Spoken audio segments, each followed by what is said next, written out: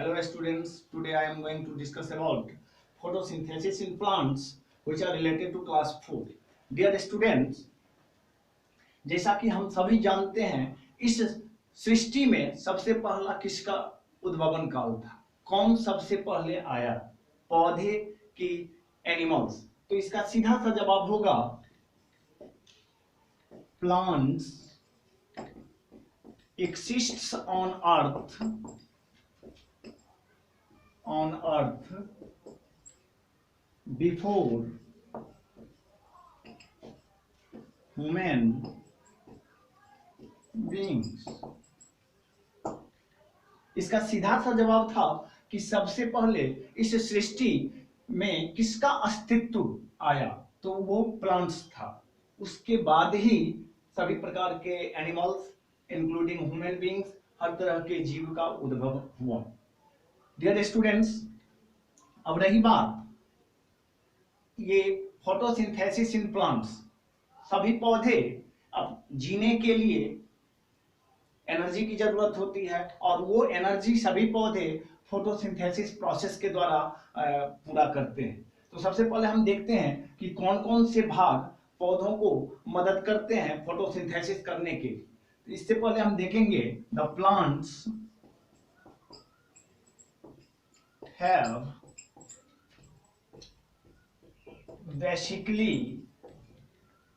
basically four parts।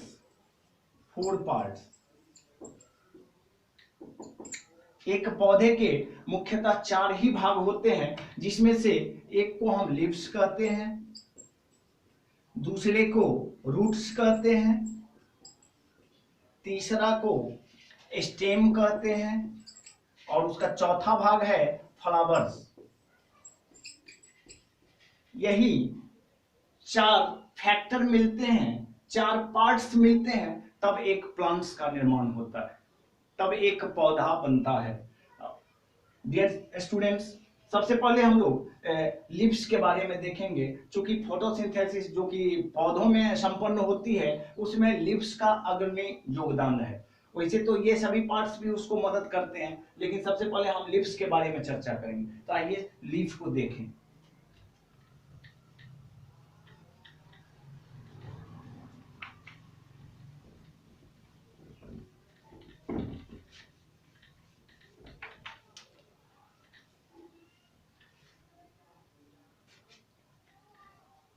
Leaf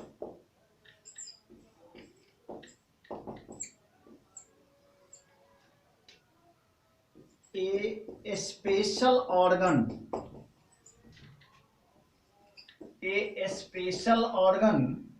which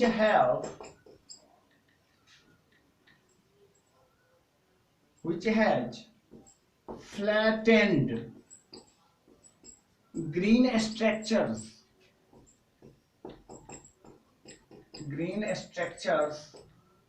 and help plants in photosynthesis। Leaf जिसका अर्थ पत्ता होता है, a special organ which has flattened green structures, जो कि सपाट होता है, जो कि चपटा होता है, एंड ग्रीन स्ट्रक्चर्स, और उसकी संरचना कैसी होती है? हरी संरचना होती है। And help plants in photosynthesis, और वो पौधों को मदद कैसे करते हैं? तो in the process of photosynthesis, प्रकाश संश्लेषण, जिसके द्वारा सभी पौधे फूड का निर्माण करते हैं, उसको बनाने में ये लीफ क्या करता है? मदद करता है। अब रही बात, क्या हम सिर्फ लीफ ही जान लेने से तो फोटोसिंथेसिस नहीं जान सकते हैं? तो इसके लिए हमें लीफ के पार्ट्स, लीफ के कौन कौन से टिश्यूज या सेल फूड मेकिंग प्रोसेस में सहायता करते हैं, उसको जानेंगे। तो आइए सबसे पहले हम लीफ के पार्ट्स को जानते हैं।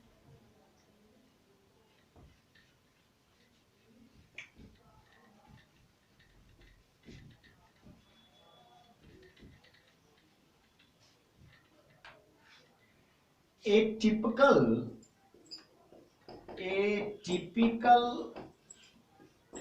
plant leaf has mainly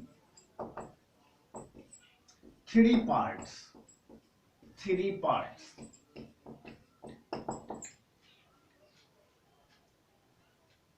हर एक पत्ता, हर एक लीफ के मुख्य रूप से तीन ही भाग होते हैं, और उस तीन भाग में सबसे पहला जो भाग होता है उसको हम द ब्लेड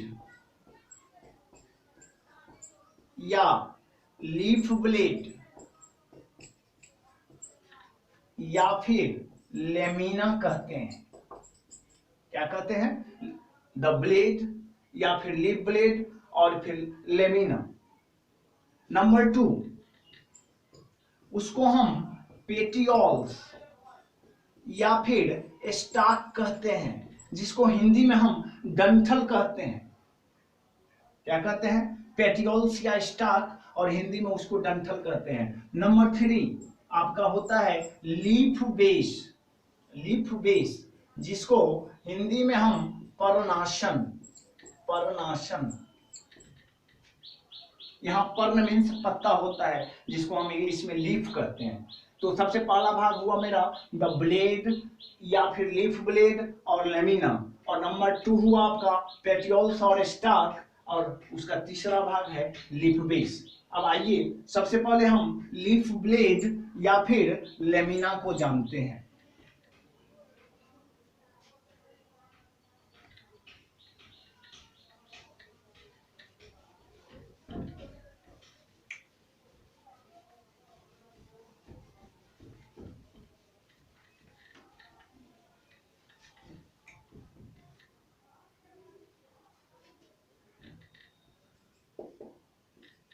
द ब्लेड और lamina.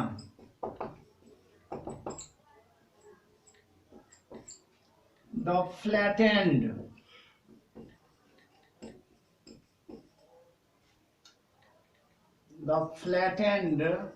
green part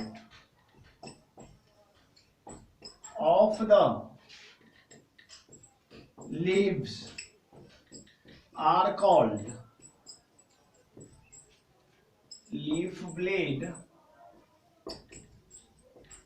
or lamina. The flattened green part of the leaves are called leaf blade or lamina. पत्ती का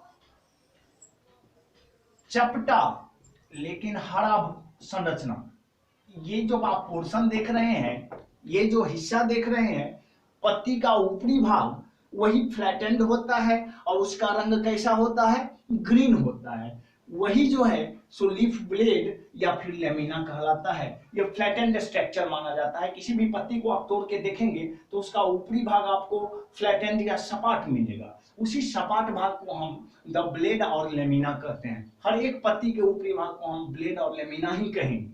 अब रही बात, क्या इसी से सिर्फ पत्ती का निर्माण होता है? नहीं, लेमिना के अलावे भी बहुत सारे स्ट्रक्चर्स यहाँ मौजूद होते हैं। अब हम इन स्ट्रक्चर्स को देखेंगे, जिसमें से ये जितनी स्ट्रक्चर्स आप देख रहे हैं वो सब के सब वेन्स होते हैं। क्या होते हैं? वेन्स। और एक मिडिल से गुजर रहा है जो मोटा है, इस मोटा को कहा जाता है मिड वेन्स, या फिर इसको हम मिडरीब भी कह सकते हैं। क्या कह सकते हैं? मिडरीब। तो आइए हम इस लीफ के अन्य स्ट्रक्चर्स में सबसे पहले हम वेन्स को देखेंगे, फिर मिड वेन्स को देखेंगे या मिडरीब को, और एक स्ट्रक्चर और है जिसको हम मार्जिन या एजेज कहते हैं। कहां से? तो पत्ती के जड़ से लेकर के टिप तक के भाग को हम मार्जिन या एजेज कहते हैं। क्या कहते हैं? मार्जिन और एजेज। अब हम इन 2-3 टर्म्स को देखेंगे बारी बारी से। सबसे पहले हम वेन्स देखेंगे, उसके बाद मिड वेन्स और मिडरीब को देखेंगे, और तब मार्जिन और एजेज को देखेंगे। तो आइए सबसे पहले हम वेन्स पर चलते हैं। क्या होता है veins?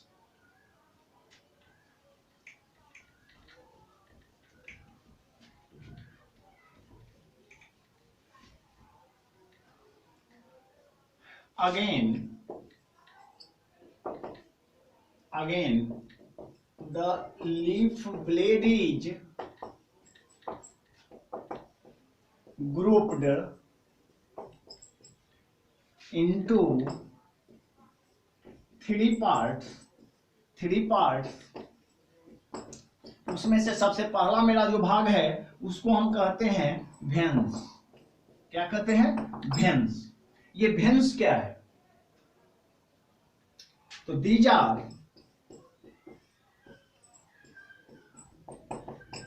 Pipe like structures running along the leaf blade. These are pipe-like structures. इनका स्वरूप कैसा होता है? तो पाइप लाइक। और ये सब के सब कहां अवस्थित रहते हैं? तो लेमिना पर अवस्थित रहते हैं। उसको हम क्या कहते हैं? भेन्स कहते हैं। भेन्स के बाद हमारा दूसरा टर्म है मिड भेन्स और मिड रीब। तो आइए हम मिड भेन्स और मिड रीब को देखेंगे।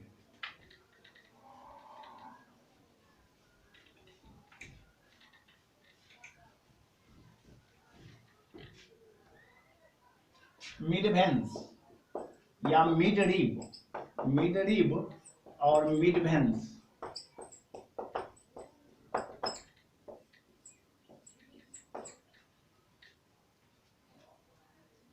these are tubular structures which lie in the center or middle part of the lamina are called midveins.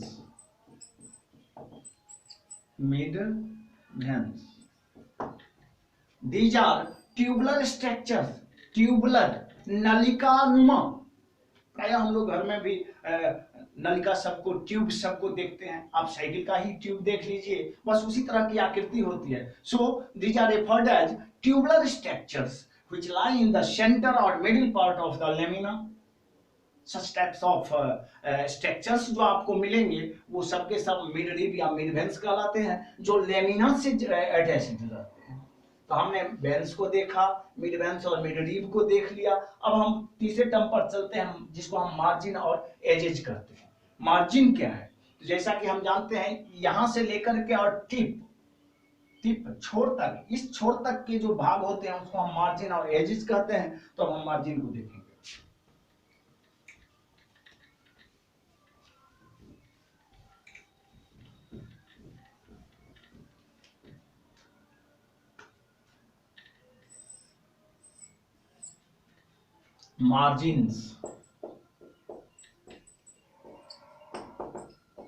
Margins और एजेज।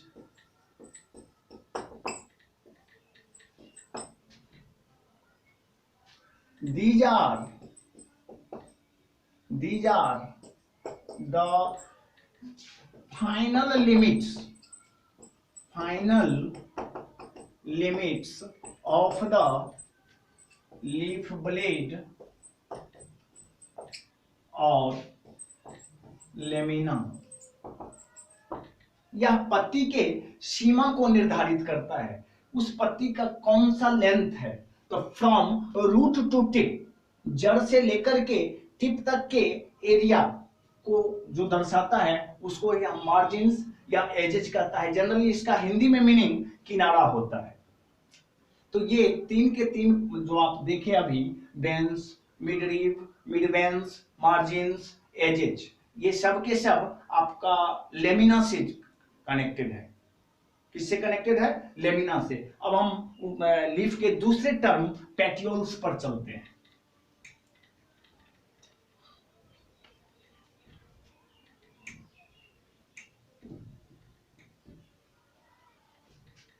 डियर चिल्ड्रेन, चित्र में जो आप देख रहे हैं इसे ही पेटियोल कहा जाता है। या फिर इसको हम स्टाक भी कहते हैं। क्या कहते हैं? पेटियोल और स्टाक। ये क्या होता है? अब हम पेटियोल्स देखेंगे। क्या देखेंगे? पेटियोल्स और stock.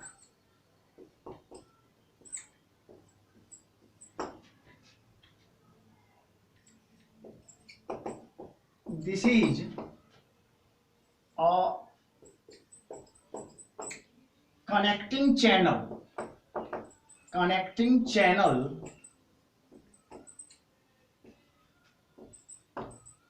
which joins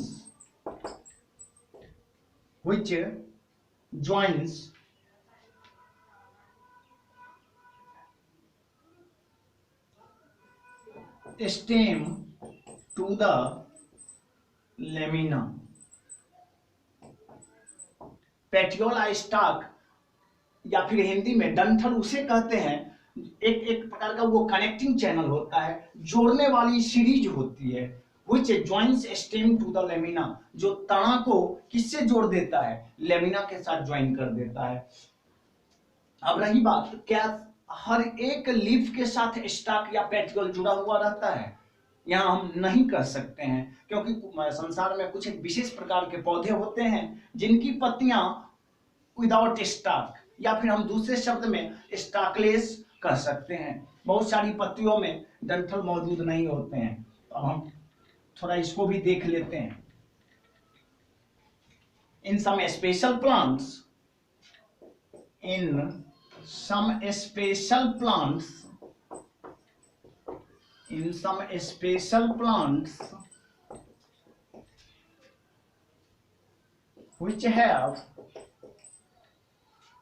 which have lack of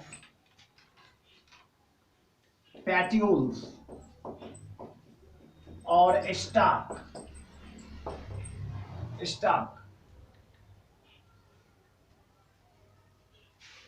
such plant leaves are called stalkless और sessile, जिसका हिंदी मीनिंग डंठल विहीन होता है। बहुत सारी पत्तियां आपको इस संसार में मिल जाएंगे जिसमें स्टाक मौजूद नहीं होते हैं। बहुत सारी ऐसे भी पत्तियां मिलेंगे आपको जिसमें स्टाक लगे हुए रहते हैं, जैसे कि यहाँ आपको चित्र में जो दिखाया गया है उसमें स्टाक लगा हुआ है। इस तरह के जो प्लांट्स होंगे वो स्टाक के साथ है, लेकिन बहुत सारे ऐसे भी प्लांट्स हैं जिसमें स्टाक मौजूद नहीं होते हैं। सच प्लांट लीव्स आर कॉल्ड स्टाकलेस और सेसाइल।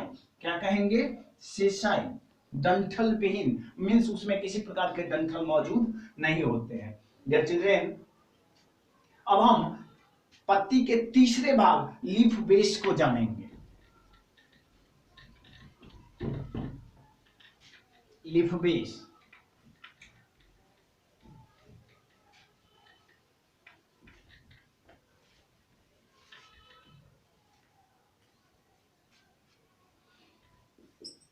लीफ बेस जिसको हिंदी में हम पर्णाशन कहते हैं। लीफ बेस का हिंदी क्या होता है? पर्णाशन।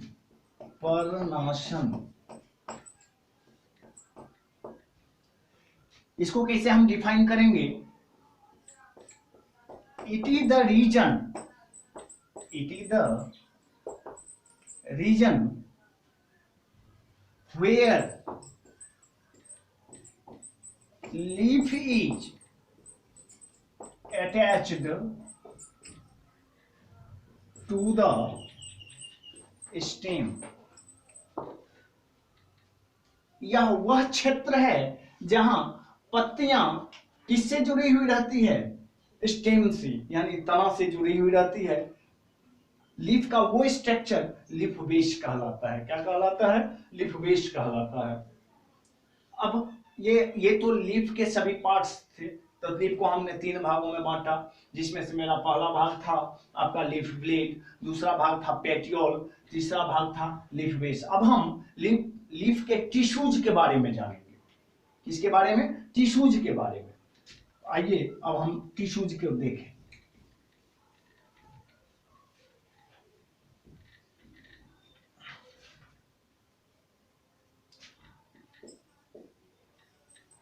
All types of leaves have mainly three types of tissues। सभी प्रकार की पत्तियों में मुख्यतः 3 तरह के टिश्यूज मौजूद होते हैं, जिसमें से हम पहला को कहते हैं epidermis. Epidermis epidermis epidermis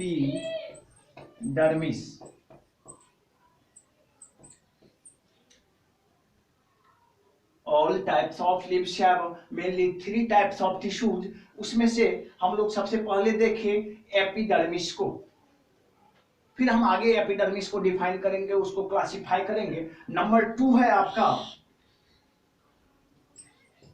mesophyll. Mesophyll, फिर इसको भी हम आगे डिफाइन करेंगे, फिर इसको क्लासिफाइड करेंगे। इसको क्या कहते हैं? मेसोफिल। और नंबर 3 पर है vascular bundles. Vascular bundles vascular bundles vascular bundles. All types of leaves have mainly 3 types of tissues. हम ये पत्तियों के उत्तकों के बारे में जान रहे हैं। उसमें से मेरा पहला जो उत्तक या टिश्यूज है उसको हम एपिडर्मिस कहते हैं। नंबर 2 पर आपका मेसोफिल है और नंबर 3 पर आपका वैस्कुलर बंडल है। सबसे पहले हम लोग एपिडर्मिस को देखेंगे। इसको देखना है एपिडर्मिस को।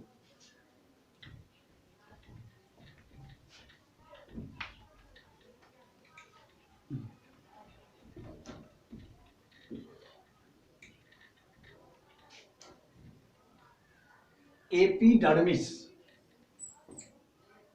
Epidermis tissue epidermis tissue. Dear children, हम एपिडर्मिस टिश्यू को 2 भागों में बांट देते हैं। एक को अपर एपिडर्मिस कहते हैं और दूसरे को लोअर एपिडर्मिस कहते हैं। Lower epidermis.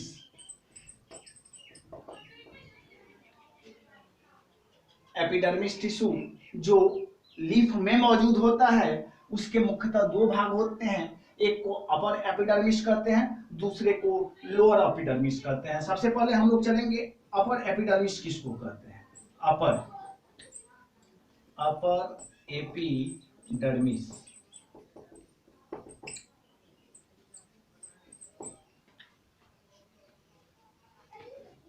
These are thick tissues. These are thick tissues which secretes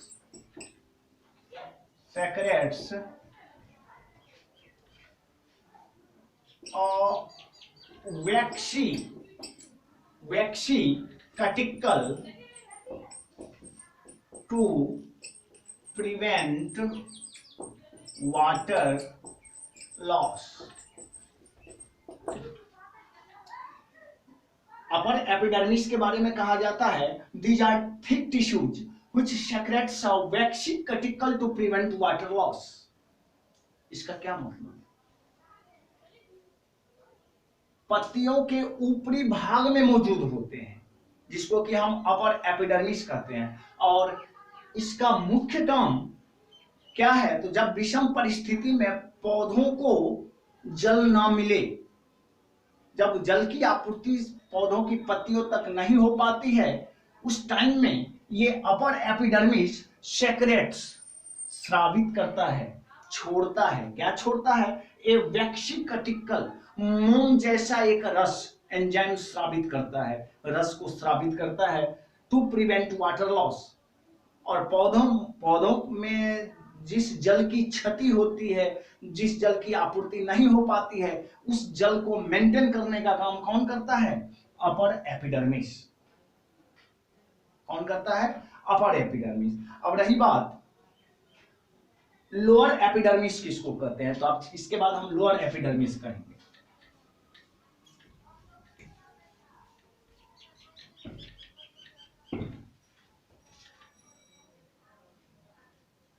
lower epidermis,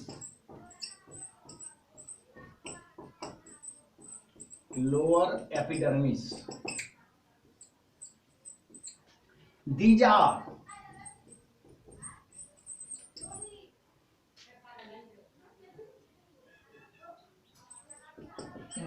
minute pores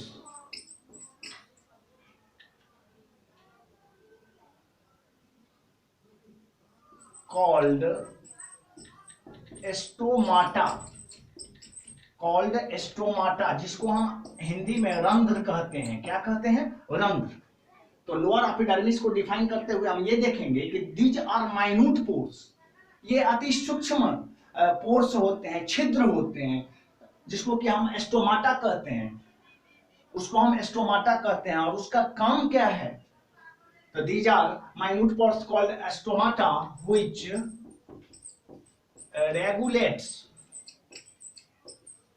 regulates the flow of CO2 and O2 through leaves. These are minute pores called stomata which regulates the flow of CO2 and O2 through leaves. ये पत्तियों के निचले भाग में मौजूद होता है, जो अति सूक्ष्म है, हमारी आंखों से दिखाई नहीं देता है। और इसका काम क्या है? तो वातावरण से CO2 को ग्रहण करके फूड मेकिंग प्रोसेस करना और फिर उसके बदले में वातावरण को ऑक्सीजन प्रदान करना। हम अगले क्लास में पढ़ेंगे कि ऑक्सीजन कैसे प्राप्त किया जाता है एटमॉस्फेयर में, जो बाय प्रोडक्ट के रूप में मौजूद होता है। बट डियर चिल्ड्रेन, इसी के साथ हम आज का ये टॉपिक्स समाप्त करते हैं। फिर हम नेक्स्ट वीडियो में आपसे मुखातिब होंगे। तब तक के लिए धन्यवाद।